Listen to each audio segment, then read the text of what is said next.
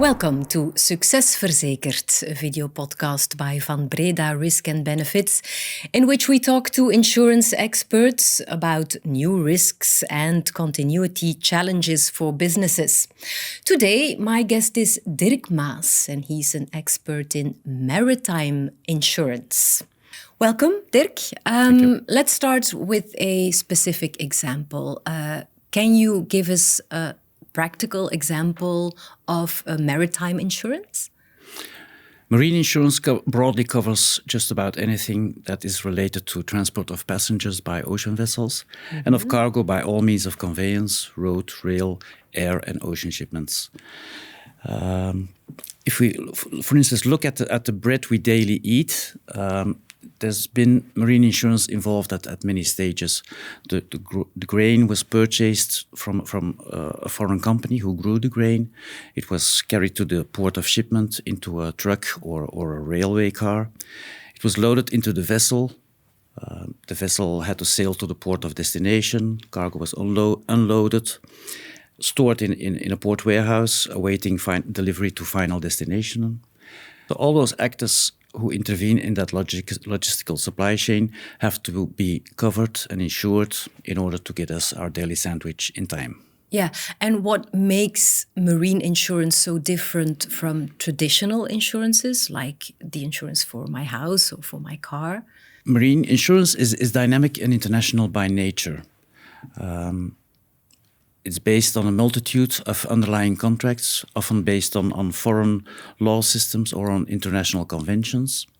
And interestingly, marine insurance is the oldest type of insurance. It goes back to the era of the Phoenicians who were trading in the Mediterranean area around 1000 to 1200 before Christ, and who organized a set of law rules to organize solidarity between the cargo and the vessel that was considered to enter into a joint marine adventure in case something went wrong. So the principle is about 3 millennia old, but it's still applied today, every day. You will definitely recall the Ever Given, the vessel that blocked the Suez Canal a couple of years ago, thereby paralyzing logistics all over the world. The canal was blocked for 10 days, and the bill for that claim was amounted to around $600 million. It had to be split equally between the vessels and the cargo. You can imagine that this is a lengthy and complex process that takes many years to settle. And if you don't have marine insurance, you will need to sign an average bond, put up an average guarantee before you can get your cargo or your container released from the shipping company. And who is the most important target group for you? Everyone who is engaged in international trade and the world of transport needs to assess what kind of level of risk they want to incur, both physical risks as contractual and financial risks. Yeah, and what are the most important issues that keep maritime customers awake at night? Companies who are engaged in transport and international trade are concerned about their operational trade flows and their continuity as a company. Obviously, the higher the stakes, the larger the concerns. Most clients are particularly concerned about situations where various interests may be threatened at the same time. Think about natural catastrophes like an earthquake, an explosion in a port like we had in Tianjin in 2015 with thousands of buildings, cars and property damaged. A terrorist or a warlike attack like we currently see in Russia and in the Gaza Strip. A cyber attack like the one that Maersk had in 2017, paralyzing logistics for 10 days all over the world, and a 300 million bill as a consequence. All those kind of catastrophes where various interests concur and large amounts are at stake obviously concern our clients the most. Yeah, and how can maritime insurance relieve those worries from your customers? A marine insurance broker goes far beyond than just providing an insurance solution. We sit with the client to analyze his trade flow. We discuss the likelihood of frequency and of severity of potential claims. We discuss the options that are at his availability to mitigate or to prevent risks. And it's only at that stage that we discuss the level of insurance protection that we would advise the client to buy, followed by a market exercise to put into place a policy. And throughout the lifespan of a policy, various situations occur that have a modification or an increase of the insurance protection as a consequence. Yeah. If a claim occurs, then the insurance company arranges for the claim survey, salvage process in order to recover sound cargo, discussion with counterparties as to assess the level of liability. At all those stages, marine insurance brokers sit at the side of their clients to navigate between the various pitfalls that a client can encounter, both on a level of physical risks, then in respect of contractual and financial arrangements with counterparties. I've been told that Belgium has a remarkable position within the marine insurance market, mainly thanks to the port of Antwerp, Bruges. How does this global ranking influence the dynamics on the Belgian market? Actually, the Belgian marine insurers have always been very active on the international scene. Indeed, in the backstream of the success of the port of Antwerp, Bruges, the insurance industry developed very early and developed their own set of conditions and a whole apparatus of experienced lawyers, surveyors, marine insurance agents, brokers, and also courts who are very familiar with the concepts of marine insurance. We have people who speak several foreign languages, and we have excellent universities to train our future staff. We have world-leading companies like DEME and Euronav in the field of renewable energy and sustainable shipping. Nowadays, the Belgian marine insurance market is still, despite we're a small country, the 12th largest in the world. All actors in the market have a worldwide network of representatives to assist their clients in solving local claims and complying with local insurance obligations. There is a very strong emphasis these days on environmentally friendly solutions, such as hydrogen, for instance. Are ships being equipped with hydrogen as well? Yes, indeed. Marine ocean transport will gradually start to look very different. Already now there are various other fuels than fossil fuels coming into play. LNG is one of them, but also methanol and hydrogen is currently being developed and introduced into the fleets. Also in this area, Belgium is playing a frontrunner role in the sense that we have our first tug on hydrogen entering the fleet in the port of Antwerp. We have a mobile tank station, and companies like CMB Tech currently are developing a demonstration production plant of ammonia in the deserts of Namibia, produced with 100% renewable energy, in order to serve as a source for eco-friendly propulsion fuels for the marine shipping industry. IMO, the International Maritime Organization, part of the United Nations, developed a set of rules in 2021 in order to reduce the greenhouse emissions by 2050.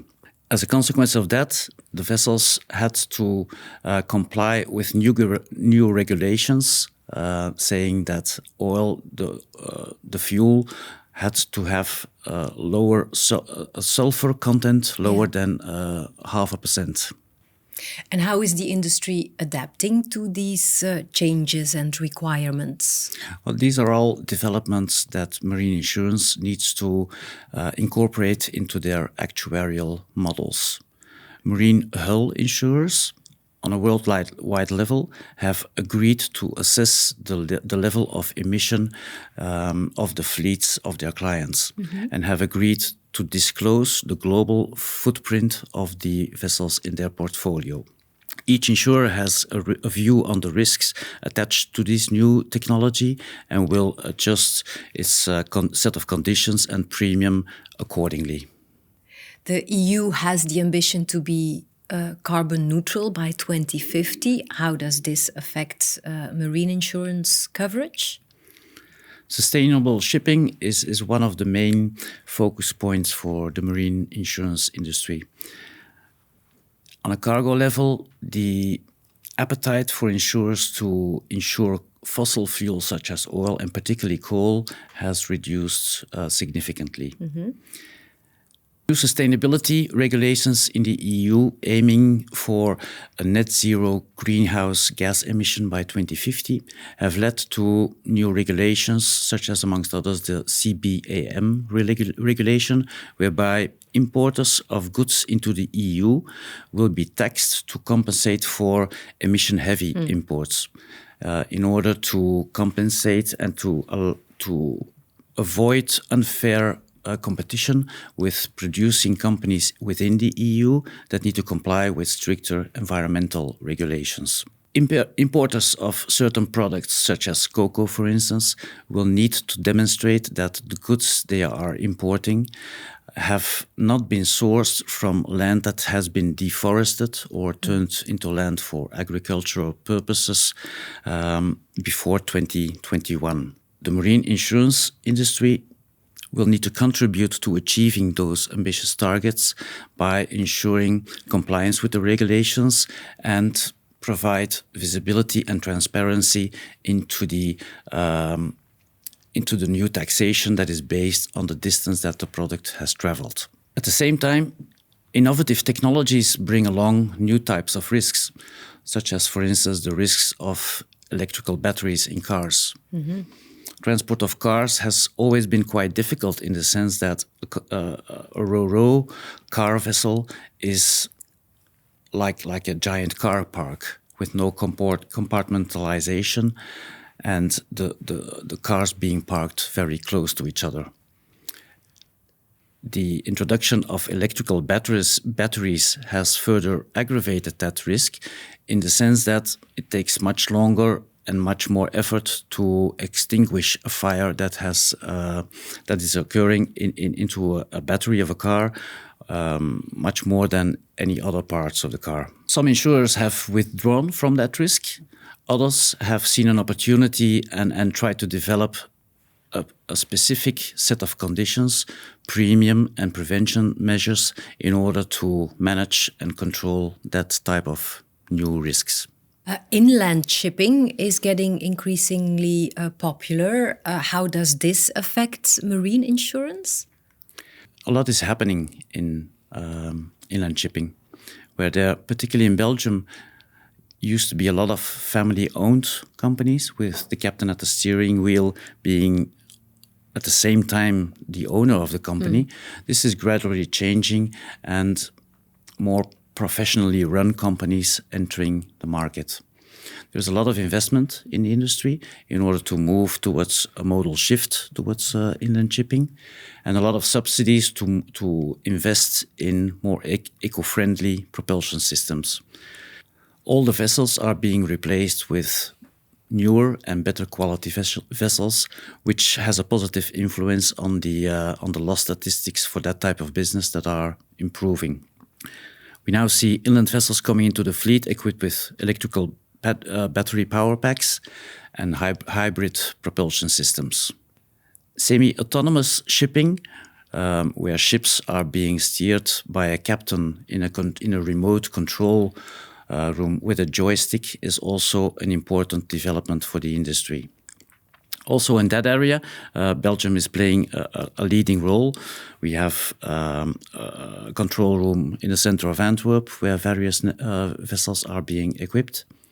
From an insurance point of view, there are challenges in order to adjust international conventions and legal frameworks to accommodate for that type of control of the vessel, and the marine insurance industry is adapting to this trend that in the long run will contribute to a more sustainable shipping environment.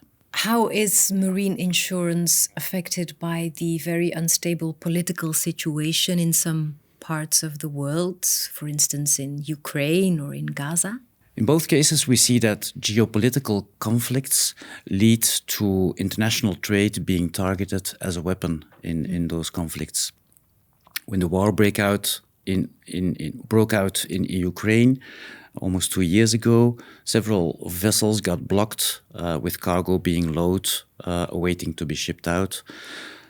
The vessels were blocked. Only vessels carrying foodstuffs for humanitarian purposes were allowed to go out of the port, thanks to the grain corridor agreement. War insurers immediately cancelled the cover to renegotiate reinstatement of the cover, obviously at a much higher premium. After the war breakout in Gaza, Houthi rebels in Yemen have hijacked an Israeli vessel. After that, many commercial vessels entering into the Red Sea have been attacked with drones, and the threat of the Houthi rebels was recently extended to all vessels heading towards Israel. As a consequence of that, most shipping companies have decided not to use the Suez Canal any longer for the time being, and have rerouted their vessels around Africa just to avoid the Suez Canal. So the impact for the industry is very considerable. Economic trade sanctions as a consequence of the geopolitical conflicts also have a very meaningful impact on the industry of marine insurance, in the sense that all contractual counterparties need to be screened. Insurance companies, brokers, and all actors involved had to set up a structured screening process. Trade flows have been disrupted. Yeah. Some multinational companies had assets in Russia or Ukraine. All this, some of it had to be sold. So the impact was very meaningful.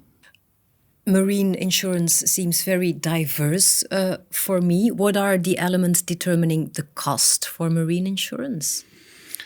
This is also an area that is very different for marine insurance than for other insurance sectors, in the sense that if you insure a car or a house, insurers can rely on data sets of millions of pieces of information, whereas this is far more difficult in marine insurance because of the fact that there are so many different risk factors that come into play. You work on a global level, and both physical and contractual risk can be very different. If we look at the cargo insurance, premium is based on a multitude of factors. Obviously, the nature of the cargo can be very different. Theft risk is very different for an iPhone than for a big bag of 1,000 kilos of soybeans, for instance. You have the method of packing, the quality of the contractual counterparties and of the logistic partners handling the cargo. As an example, the industry has seen multi-million-dollar claims as a consequence of cargo being bought on the basis of a remote warehouse receipt, only to find out many months later that, for instance, the personnel of the warehouse operator who has stored the cargo has derouted several tons of cargo, or to find out that the cargo actually has never been into the warehouse or existed only on paper. Insurance companies love to rely on technical rating engines based on multi-million data fields. And in this sense, marine insurance is quite different, in the sense that insurers need to allow their underwriters a certain degree of freedom in order to properly evaluate the risk factors that cannot be properly taken into account into a technical rating engine. Accordingly, it is of great importance for a client to be assisted with a specialist marine insurance consultant in order to properly assess the risks and explain them to the insurance company in the sense that they do not merely have to rely on the result rolling out of a computer. Mm-hmm. And how do you keep the costs as low as possible? Companies can reduce their total cost of risk by acting on various levels. They can reduce both physical and financial risks by streamlining their logistic process throughout the entire chain. Mm-hmm. The industry is also gradually adopting more sophisticated tracking and tracing platforms where cargo can be monitored throughout the transport, and early alarms can be generated in case of temperature problems or cargo being derouted from the intended transport route. All efforts that improve the logistical quality of the operation will end up in more favorable insurance premiums. And how does Vanbreda adapt to the diverse needs of all those customers worldwide? As market leaders, we have clients throughout the world in all marine lines. We have buying power with insurance companies and a team with very diverse backgrounds, ranging from captains who have sailed vessels to freight forwarders or people who have worked for a terminal operator, maritime lawyers, or people who have worked in the insurance industry for their entire career. We have a global scope, we travel and we act swiftly, thanks to the fact that 80% of all collaborators works out of the Antwerp headquarters. We have a worldwide network. Vanbreda is one of the founding partners of the worldwide Lockton network. And apart from that, we also have the liberty to work with specialist partners in function of the area that is involved or of the product and the specific expertise that is required. And final question, how do you see the future of marine insurance? International trade will continue to evolve constantly, as well as the complex legal and financial environment. Clients will more than ever benefit from specialist marine insurance consultancy in order to better evaluate their risks and try to prevent or mitigate them. As a consequence of the ever-growing complexity, we see a consolidation trend in the industry, with smaller companies gradually being taken over by companies with a larger market share. On the other hand, we see new initiatives, often backed by pension funds or external capital providers, entering into the market with fresh ideas and new dynamics. So whilst it's quite unclear how precisely the future will look like, one thing that we know is for sure is that life in marine insurance will never be dull. Thank you, Dirk, but I'd like to end our talk with some short questions that require a short and a sharp answer. Okay? Are you ready? Yes. So my first short question is there still a lot of piracy in the maritime world? Piracy seems like a phenomenon of ages and centuries ago, but it's still omnipresent. 10 years ago, we had a big surge of piracy cases with vessels being held in Somalia or in the Gulf of Guinea, and also recently vessels have been hijacked in order to ask for ransom to release the crew. Unbelievable, right? Indeed. What are the biggest risks for your target group, according to you? The larger the stakes, the higher the concerns. All risks that can possibly result in an accumulation of risk, for instance, natural catastrophes, hijackings, cyber attacks, etc., cause concern to our clients. What is the overall level of insurance premium generated by marine insurance in Belgium or worldwide? In Belgium, in 2022, the marine insurance industry generated a premium income of around 520 million euro. And on a worldwide level, this amounts to approximately $36 billion US. Finally, Dirk, I'm very curious to know what transport companies are referring to when they speak of an act of God. In principle, all transport companies have a liability towards the cargo during the period that the cargo is within their custody and care. One exception, when they do not have to assume responsibility if something goes wrong, is an act of God, force majeure, circumstances that they could not have avoided, or when they have made no mistake or error whatsoever, they can exonerate themselves from their liability. And that is the reason why so many clients buy cargo insurance. Thank you very much, Dirk, for your insights and for your expertise. And thank you for watching and thank you for listening. We end this video podcast with a few words from Pedro Matthijsens, the CEO of Vanbreda Risk Benefits, and he's very happy to share his insights on this topic. Hello, Pedro. As usual, I am curious to hear your take on the subject and today, more specifically, your take on maritime insurances. Let's get started. How do maritime insurances contribute to society according to you? Marine insurance is at the origin of insurance in general. My colleague Dirk Maes talked about the Phoenicians thousands of years ago. I have a more recent story that really explains how important marine insurance is for society in general. End of the 17th century, there was a small coffee shop close to the River Thames in London that was owned by Edward Lloyd. And England was a seafaring nation, and a lot of captains and ship owners came together to drink coffee. And they started betting on all sorts of things in the pub, in the coffee shop, until there was this brilliant idea that a ship owner or a captain could bet against the return of their own ship.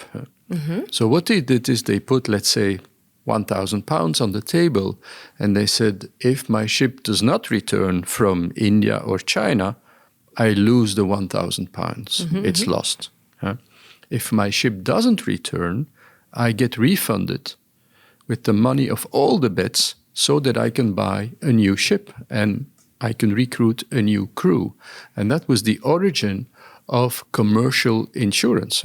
And commercial insurance is everywhere today, where people who own companies, people who do trade, try to help each other in case of accidents or risks that are becoming real. And it helps a lot to share risks in trade and in business activities. So marine insurance is really at the root, at the origin of commercial insurance.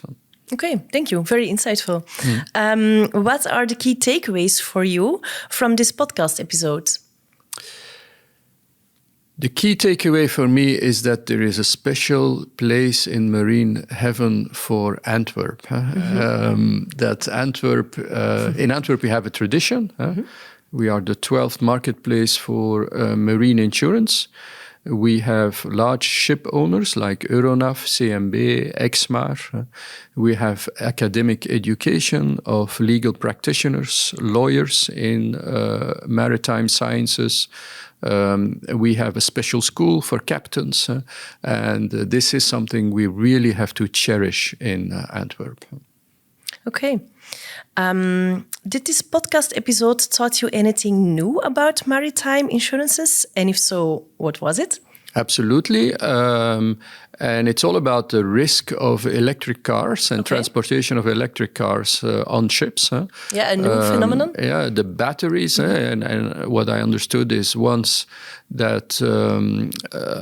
you get a fire on a boat that is on a ship that is loaded with cars, electric cars, it is a disaster. And so for traditional insurance, this is a real threat. for innovative insurers, this is a new opportunity to think about the risk and how they really can contain the risk of transportation of electric cars. Okay, thank you. How do you see maritime insurances evolving in the future? It's all about green shipping and alternative energy. What you see is that there's a lot of investment going into the new fuel for green shipping, like hydrogen and ammonia. How do we produce hydrogen? How do we produce ammonia? How do we transport it? How do we build engines for ships that can use these new fuels? But also alternative energy like offshore wind parks are requiring a lot of new concepts in shipping, like transportation of crews to windmills, transportation of windmill parts, transportation of spare parts. That's a whole new world that is being created. An important one. Yeah, absolutely. Can you maybe tell me something more about the digital innovation WAPA? Yes. WAPA happened literally by accident. We insured a ship for one of our clients some time ago, and one day we got the horrible news that the crew of this ship was kidnapped by pirates close to the African coast. We went through a very, very difficult period. We had to talk with the insurer to get enough money together to pay a ransom to the kidnappers. We had to mobilize a team to send to the African country where the crew was imprisoned. We did all this. We got the people free. We paid the ransom. So it ended well. It sounds like a nightmare. Yeah, it was a nightmare. Yeah. It ended well, but we said never again. This is never again going to happen, because we were not even aware of the fact that the ship was in dangerous waters. So what we then decided to do is we partnered with a split-off of Delft University, and we built WAPA. WAPA stands for War Additional Premium Application. We built a system that can track and trace all ships that are insured by us as a broker. So we have a digital map of the oceans, and we can see each insured ship on the map, and we calculate the course of the ship, and we can predict when the ship is going to enter dangerous zones, dangerous waters. And when we see that coming, we know it, but we also can talk with the ship owner, we can talk with the insurer, so that additional prevention measures and additional insurance coverage is taken in advance of a potential accident happening. Okay, that's very clear to me now. It's like a GPS system, but for... It's ways for ships. Ways for ships. Yeah. Okay. Pedro, I would like to thank you for sharing your insights, and I'm looking forward to talk about the next episodes of Succes Verzekerd. You're very welcome. Thank you. Thank you.